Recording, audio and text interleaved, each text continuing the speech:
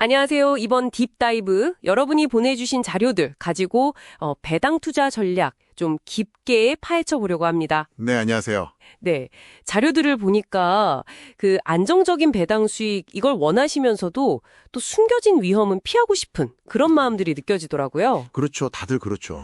네, 그래서 목표는 이 좀 복잡해 보이는 전략 속에서 핵심만 딱 뽑아내고요. 특히 그 위험을 고려한 수익률이라는 거. 중요하죠. 그리고 배당 함정 피하는 법. 이건 좀 명확하게 이해하는 데 있습니다. 네, 좋습니다. 자, 그럼 바로 시작해 볼까요? 첫 번째로 눈에 띄는 게 여러분 자료에 나온 특정 펀드 성과예요. 그 펀드요? 네. 네, 지난 10년간 시장 안 좋을 때 있잖아요. 네네. 그때 손실을 훨씬 덜 봤다는 점. 이게 좀 인상 깊었어요. 맞아요. 그게 단순히 수익률만 본 게 아니라는 거죠. 그렇죠. 이게 바로 뭐랄까, 단순히 높은 수익만 쫓는 게 아니라 위험 대비 얼마나 수익을 잘 냈냐. 네, 위험 조정 수익률. 이걸 보여주는 거죠. 자료에서 샤프 지수 같은 지표들 언급하는데 쉽게 말하면 변동성이라는 위험 한 단위당 얼마의 초과 수익을 얻었냐. 이걸 따지는 거잖아요. 맞습니다. 그게 바로 현대 포트폴리오 이론, MPT라고 부르는 개념의 핵심이거든요. MPT? 네, 위험과 수익 사이의 최적 균형점을 찾는 거. 근데 여러분 자료는 여기서 더 나아가서 팩터 투자라는 관점도 보여줘요. 벡터 투자요? 네, 그러니까 시장 전체 움직임 말고 가치나 품질 같은 어떤 특정 요인, 팩터를 가진 주식들이 장기적으로 좋은 성과를 내는 경향이 있거든요. 그걸 활용하는 전략이죠.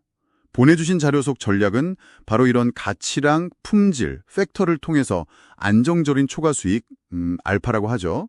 그걸 추구하는 걸로 보여요. 그렇군요. 가치와 품질. 특히 S&P 500 평균이 한 1.4% 정도인데 그거보다 높은 배당 수익률 한 2% 목표로 하고. 네, 목표치가 그렇죠. 또 꿍전이 배당 준 기업들? 10년 중에 8년 이상. 이런 기업을 선호한다는 점이 구체적으로 나와 있네요. 네, 안정성을 중시하는 거죠. 그럼 안정적인 현금 흐름 말고 이 전략에서 배당이 특별히 중요한 이유가 또 있을까요? 이게 단순히 돈 받는 거 이상일 것 같은데. 아주 좋은 질문이에요. 여기서 배당은 단순 현금 지급 이상의 중요한 신호 역할을 해요. 신호요? 네, 꾸준히 배당을 늘리는 기업은 뭐랄까, 우리 회사 돈 잘 벌고 있고 앞으로도 자신 있어요. 이렇게 시장에 외치는 것과 같아요. 아하.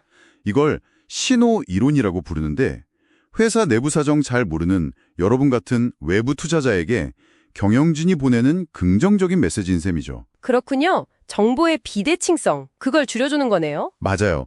정보 비대칭성을 줄여주는 거죠. 때로는 경영진이 회사 돈 함부로 못 쓰게 하고 주주 가치를 위해 일하게 만드는 대리인 문제 완화 효과도 좀 있고요. 와, 배당에 그런 숨은 의미들이 있군요. 신기하네요. 네, 그렇죠. 근데 자료 다른 쪽에서는 또 배당 함정, 그러니까 밸류 트랩에 대해서도 경고를 하고 있어요. 네.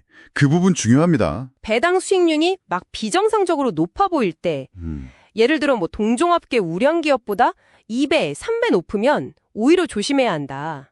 이게 어떤 원리죠? 네, 그거 절대 놓치면 안 돼요. 배당 함정은 마치 겉만 번지르르한 싸구려 물건 같달까? 배당 수익률이 높아 보이는 이유가 수익이 좋아서가 아니라 회사에 문제가 생겨서 주가가 크게 떨어졌기 때문일 수 있거든요. 주가 하락 때문에 수익률만 높아 보이는 거군요. 그렇죠. 당장은 배당을 주더라도 앞으로 계속 줄 수 있을지 아니면 회사가 망가지고 있는 건 아닌지 이걸 의심해봐야 하는 거죠. 그럼 높은 배당률만 보고 덥석 투자하면 안 되겠네요? 절대 안 되죠. 반드시 기업의 그 재무상태표나 현금 흐름표 같은 걸 통해서 실제 돈 잘 벌고 있는지 또 빚은 감당할 만한 수준인지 이걸 깊숙이 들여다봐야 해요. 그러니까 높은 배당률이 일종의 미끼일 수도 있다. 단순히 배당 지급 능력뿐만 아니라 사업 자체가 계속 돈을 벌 수 있나, 재무 구조는 탄탄한가, 심지어 경영진은 믿을 만한가? 이런 걸 다 봐야 한다는 말씀이시죠? 정확합니다. 기업의 그 지속 가능한 이익 창출 능력, 건전한 부채 구조, 또 투명한 지배 구조, 그리고 갑작스러운 위기에 대응할 수 있는 능력, 예를 들어 자산 부채 관리, ALM이라고 하죠. 네, ALM. 그런 위험 관리 능력까지 아주 종합적으로 평가해야 합니다. 결국 숫자의 이면에 숨겨진 진짜 이야기를 읽어내는 능력, 그게 중요해요. 여러분이 보내주신 자료들도 바로 이 점을 강조하고 있고요. 네, 오늘 정말 중요한 포인트들 많이 짚어본 것 같아요. 네. 정리를 좀 해보면 성공적인 투자는 그냥 높은 수익률만 좇는 게 아니라 위험을 얼마나 잘 관리하면서 수익을 내는지, 아까 말한 MPT나 팩터 투자 활용 같은 거요. 그렇죠. 위험 관리가 핵심이죠. 그게 핵심이라는 것. 그리고 배당 투자는 안정적인 현금 흐름도 주고 또 긍정적 신호 효과도 있지만 배당 함정이라는 위험, 이걸 꼭 인지하고 재무 건전성이나 지배구조 같은 기업의 근본 가치를 깊이 파악해야 한다. 이걸 배웠네요. 여러분의 투자 결정에 오늘 저희 나눈 이야기들이 좀 도움이 되었으면 좋겠습니다. 네. 마지막으로 여러분이 한 번 더 깊이 생각해 볼 만한 질문을 하나 던지고 싶어요.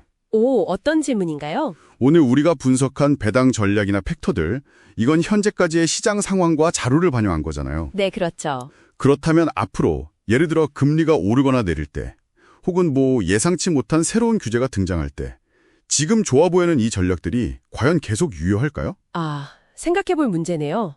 예를 들어서 금리가 계속 오른다면 배당주의 매력은 아무래도 예금이나 채권에 비해서 상대적으로 좀 떨어질 수 있겠죠. 네, 그럴 수 있겠네요. 이런 거시적인 변화가 여러분이 지금 관심을 가진 전략에 어떤 영향을 미칠지 이 부분은 자료를 넘어서 스스로 계속 탐구해 볼 만한 아주 흥미로운 지점이라고 생각합니다.